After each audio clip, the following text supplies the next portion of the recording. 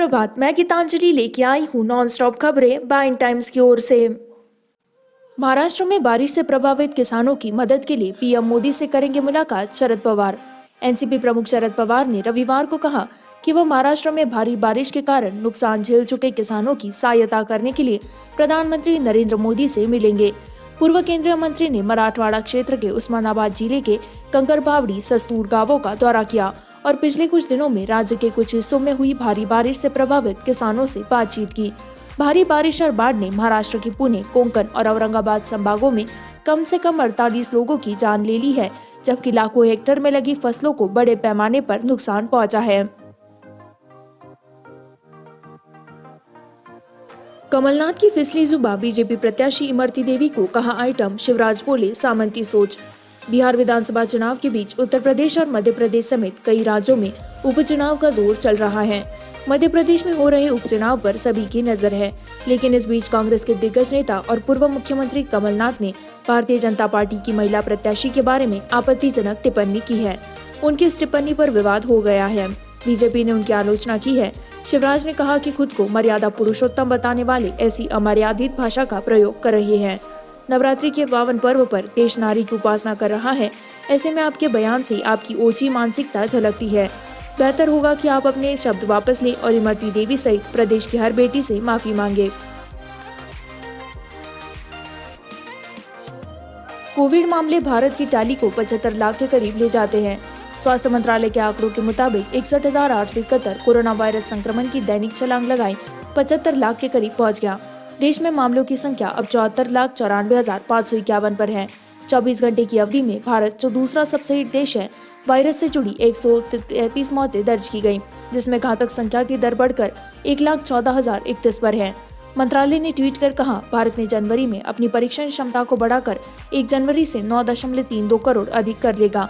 बहुत अधिक परीक्षण से लगातार गिरती सकारात्मकता दर में गिरावट आई है।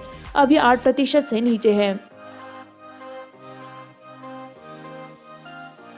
शशि थरूर ने पाकिस्तानी मीडिया के सामने किया भारत का अपमान, बीजेपी हुई हमलावर। कांग्रेस सांसद शशि थरूर ने कोरोना महामारी को लेकर पाकिस्तानी मीडिया के सामने भारत का अपमान किया है। थरूर ने कोरोना मामले में भारत की स्थिति को पाकिस्तान से खराब बताया। थरूर ने कहा कि कोरोना से बेहतर तरीके से निपटने पर हमें पाकिस्तान से जलन हो रही है। उन्होंने तबलीगी जमात को भारत में पीड़ित बताया। लाहौर थिंक फेस्ट नाम के कार्यक्रम में शशि थरूर ऑनलाइन जुड़े थे और इसी कार्यक्रम के दौरान उन्होंने कहा कि कोरोना महामारी के दौरान भेदभाव बढ़ा है। उन्होंने अपने देश का मजाक उड़ाया। शशि थरूर के बयान के बाद बीजेपी हमलावर हो गई है। बीजेपी ने इस मामले पर सिर्फ शशि थरूर ही नहीं बल्कि राहुल गांधी को भी घेरा है। सुपरसोनिक क्रूज मिसाइल ब्रह्मोस का सफल परीक्षण। भारत ने नौसेना के स्वदेशी स्टील डिस्ट्रॉयर INS चेन्नई से ब्रह्मोस सुपरसोनिक क्रूज मिसाइल का सफलतापूर्वक परीक्षण कर दिया है। सुपरसोनिक क्रूज मिसाइल परीक्षण के दौरान अरब सागर में एक लक्ष्य पर निशाना साधा गया। मिसाइल ने इस लक्ष्य को बेहद सटीकता से भेदा।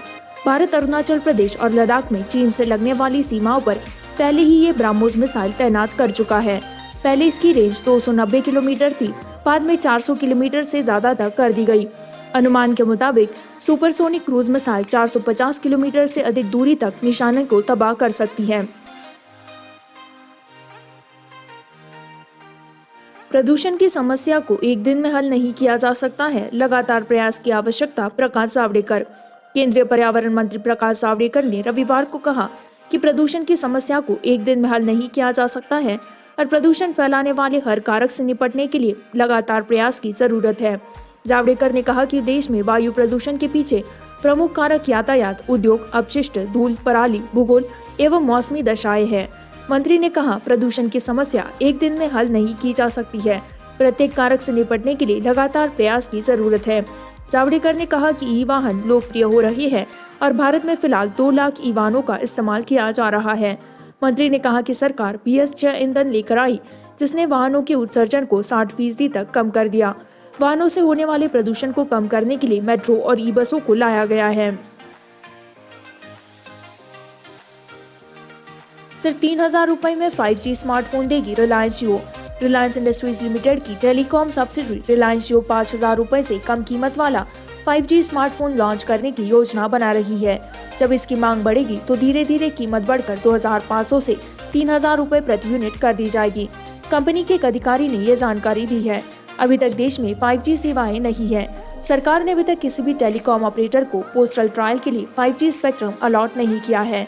हालांकि चालू वित्त वर्ष में ट्रायल शुरू होने की उम्मीद जताई जा रही है। उद्योग से जुड़े लोगों का मानना है कि अगले वित्त वर्ष से देश में 5G सेवाओं का कमर्शियल ऑपरेशन शुरू हो सकता है। इसी के साथ मैं संवाददाता गीतांजलि आपसे विदा लेती हूँ। इसी तरह के नॉनस्टॉप खबरों को जारी रखने के लिए बाइन टाइम्स हिंदी को लाइक करें, सब्सक्राइब करें, शेयर करें।